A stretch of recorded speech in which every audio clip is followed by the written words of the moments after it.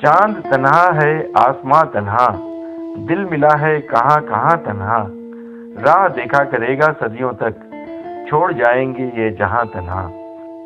ये अल्फाज हैं मशहूर अभिनेत्री मीना कुमारी के, जो उन्होंने अपनी डायरी के पन्नों में लिखे थे।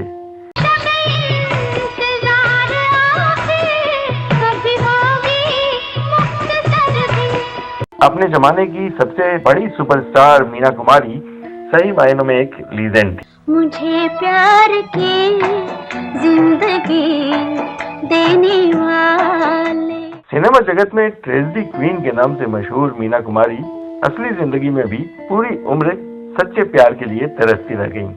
चाहे पिता हो या जीवन साथी, दोस्त हो या रिश्तेदार, पुरुष के प्रत्येक रूप ने उनके दिल को तार तार ही किया। दिल अपना प्रीत पराई किसने है ये? उन्हें किस किस ने लूटा और किस किस ने उनके साथ कब कब दगा किया। कैसे वो मरकर भी अपने बेवफा प्यार को दे गईं अनमोल तोहफा। हम आपको बताएंगे पूरी दास्तां, बस बने रहिए हमारे साथ।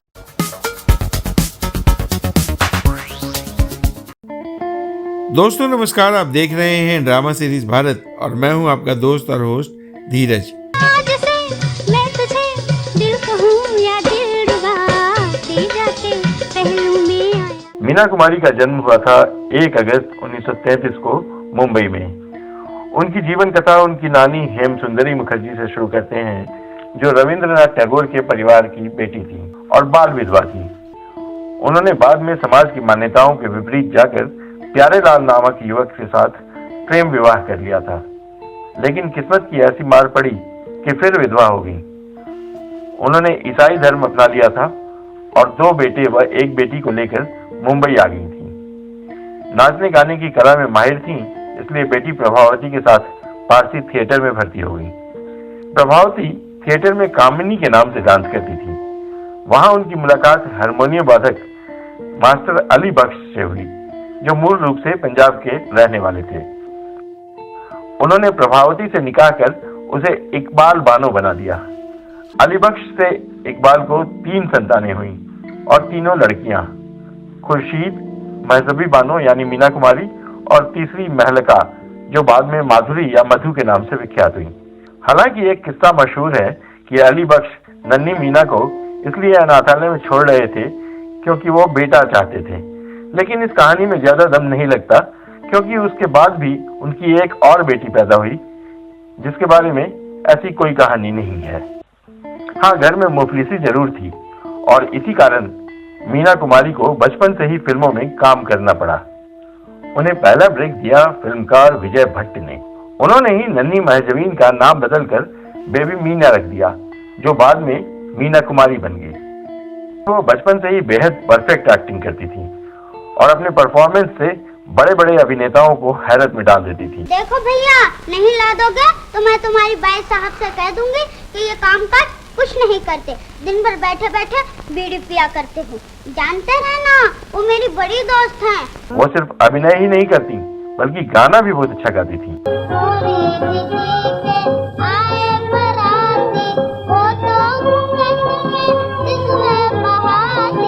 आगे चलकर वो शायरी भी लिखने लगी, जिन्हें आज भी बहुत उम्दा स्तर का माना जाता है। हालांकि कहते हैं पिता अली बख्श के लिए वो एक पैसा कमाने की मशीन भर थी। अली बख्श मीना कुमारी के फिल्मों के बारे में भी फैसला करने लगे थे और उनके रुपये पैसों का हिसाब भी रखते थे, लेकिन उन्हें एक तरह से कैद करके रखते थे। मीना कुमारी महज 13 साल की उम्र में हीरोइन बन गई। शुरुआत में उन्हें किसी बड़े डायरेक्टर या बड़े बजट की फिल्म नहीं मिली और बी ग्रेड या धार्मिक फिल्मों से ही काम चलाना पड़ा। सपनों की पहनाओ माला, तुम मेरे भगवान बने। लेकिन सन 1952 में आई बैजू बावरा ने उन्हें एक नई पहचान दी।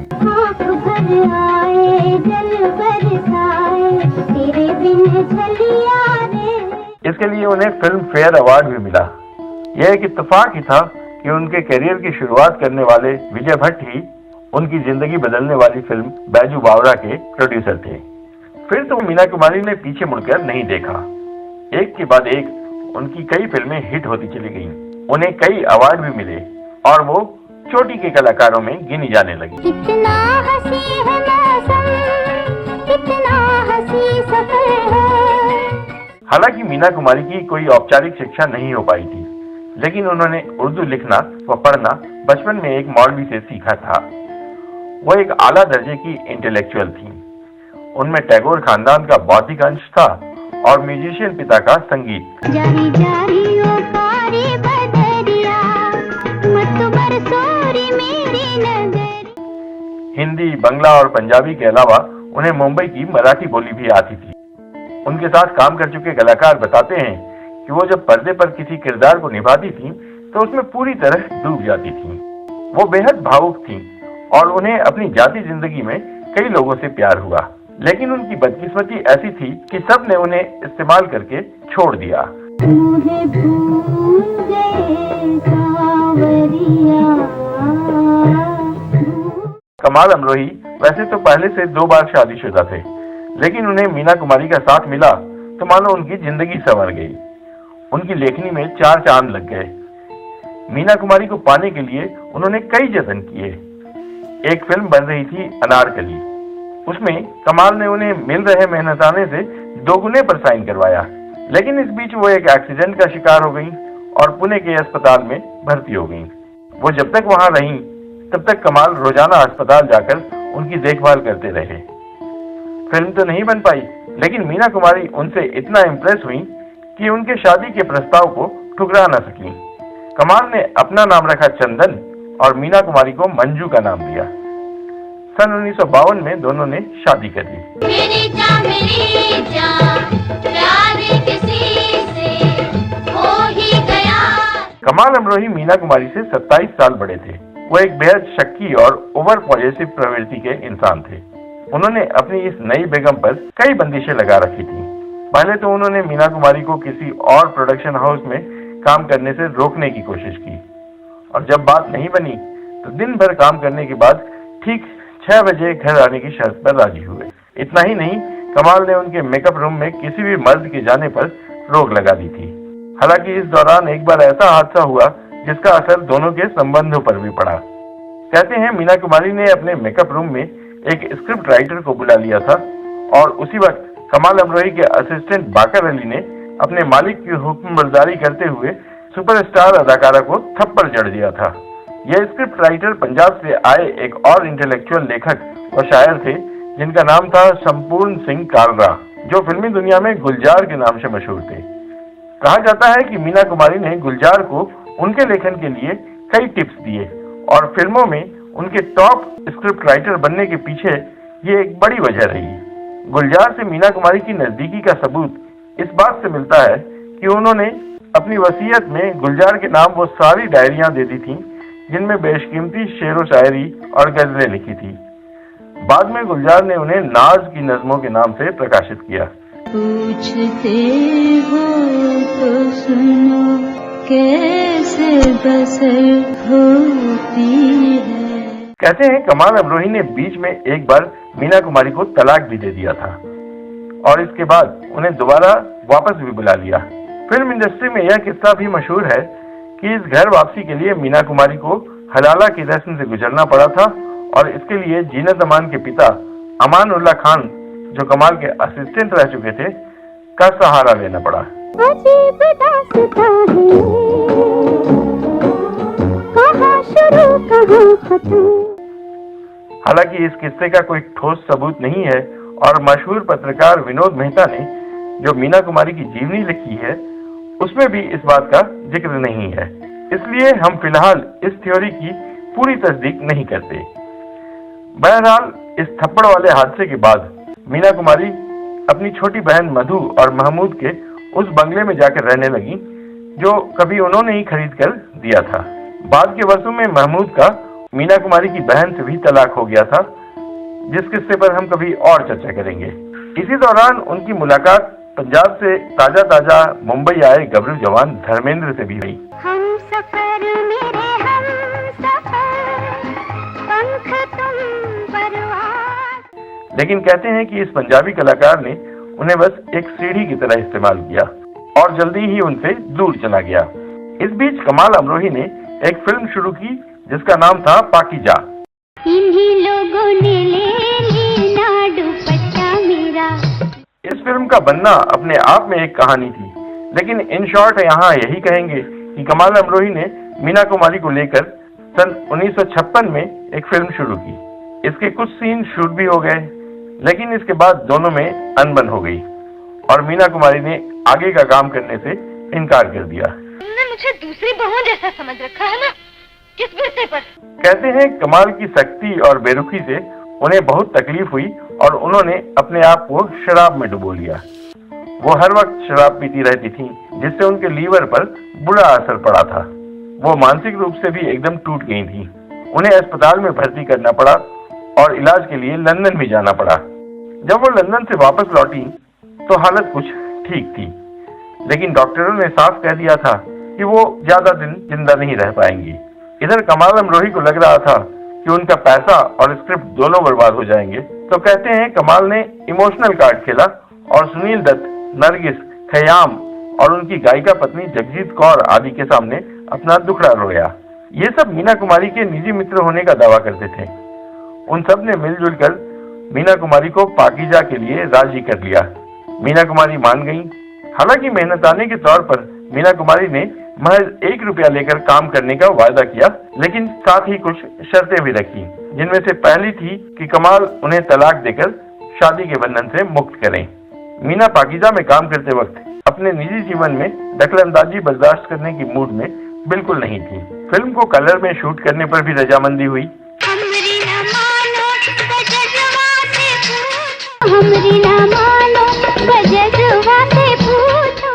जब 1956 में शूटिंग शुरू हो रही थी तो अशोक कुमार को हीरो रखा गया था, लेकिन जब 1968 में फिल्म की दोबारा शूटिंग शुरू हुई तब तक अशोक कुमार बूढ़े हो चले थे। कहा जाता है कि शुरू में धर्मेंद्र को लीड रोल दिया जाना था, लेकिन कमाल अमरोही ने मीना कुमारी से उनकी नजदीकियों के कारण उन्हें साइन नहीं किया। बाद में यह रोल राजकुमार के पास गया। मैं आपको कुछ याद दिलाऊं? शायद आपकी डूबी हुई यादों में से कोई याद उभर आए। आप तो मिलाते हुए शर्माते हैं।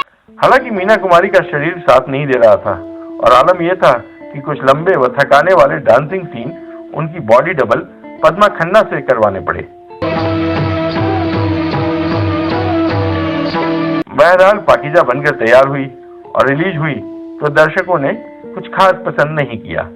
दरअसल कमाल अमरोही ने अपनी जिंदगी में इससे पहले सिर्फ 2 फिल्में बनाई थी, जिनमें से सिर्फ एक महल ही हिट रही थी। उनकी अगली फिल्म दायरा सुपरस्टार मीना कुमारी के होने के बावजूद बुरी तरह पीटी थी। मीना फिल्मों में काम करने के कारण बुरी तरह थक गई थी और जब दर्शकों का कमजोर रिस्पांस देखा तो उनके भावुक दिल ने इसे बर्दाश्त नहीं किया। जानलेवा है मोहब्बत का समाज किया। उनकी सिरोसिस की बीमारी दोबारा लौट आई। क्योंकि पाकीजा में काम इमोशनल कार्ड के जरिए करवाया गया था तो पैसे मिलने की उम्मीद तो नहीं ही थी। कहते हैं जब वो सेंट एलिजाबेथ नर्सिंग होम में भर्ती हुई तो कमाल ने फिल्म फ्लॉप होने की दुहाई देते हुए पैसे देने के नाम पर हाथ खड़े कर दिए, जबकि इस फिल्म के महंगे सेटों पर ही लाखों रुपए खर्च किए गए थे और इन्वेस्टरों से सारा इन्वेस्टमेंट मीना कुमारी के नाम पर ही लिया गया था। खैर, इधर नर्सिंग होम ने भरपूर कोशिश की, लेकिन उन्हें बचाना संभव नहीं हुआ। मीना कुमारी उस दौर की सबसे महंगी अदाकारा थी और जब तक उन्होंने फिल्मों में काम किया तब तक उन्हें पैसे की कोई कमी नहीं रही। उन्होंने हमेशा पूरे परिवार का खर्चा उठाया और उनके दूर दूर के रिश्तेदार, दोस्त आदि आकर उनकी मेहमान नवाजी का फायदा उठाते रहते थे। लेकिन जब वो बीमार पड़ी तो एक एक करके सब ने किनारा कर लिया। यहाँ तक कि अस्पताल का बिल भरने के नाम पर भी सब गायब हो गए। मीना कुमारी की मौत के बाद 80,000 रुपए का बिल हो गया था। कहते हैं कमाल अमरोही ने अस्पताल में कहा कि उन्होंने मीना कुमारी को तलाक दे दिया है, इसलिए वो पैसे देने के जिम्मेदार नहीं है। गुलजार और धर्मेंद्र ने भी पल्ला झाड़ लिया। यहाँ तक कि उनकी बहन के पति महमूद, जिन्हें मीना कुमारी ने एक बंगला तक दे दिया था, उन्होंने भी इलाज के पैसे देने से मना कर दिया। इसी सभ्य समाज में एक मशहूर फिल्म अभिनेत्री की लाश को लावारिस घोषित करने की नौबत तक आ गई थी। बताया जाता है कि अस्पताल वालों को कहना पड़ा कि उन्हें लाश को बीएमसी वालों को देना पड़ेगा। जब ये खबर अखबारों में छपी तब एक अनजान पारसी व्यक्ति अस्पताल आया और बिल चुकाकर मीना कुमारी के शव को सम्मान के साथ इस्लामिक विधि से कब्रिस्तान में दफन करवाया। कुछ लोगों का यह भी कहना था कि अस्पताल के एक डॉक्टर मीना कुमारी के फैन थे, जिन्होंने ये फीस अदा की। मीना कुमारी की मौत के बाद दर्शकों की सहानुभूति उमड़ पड़ी और पाकीज़ा सुपरहिट हो गई। तो देखा आपने किस तरह मीना कुमारी ने अपनी जान देकर भी कमाल अमरोही को बर्बाद होने से बचा लिया।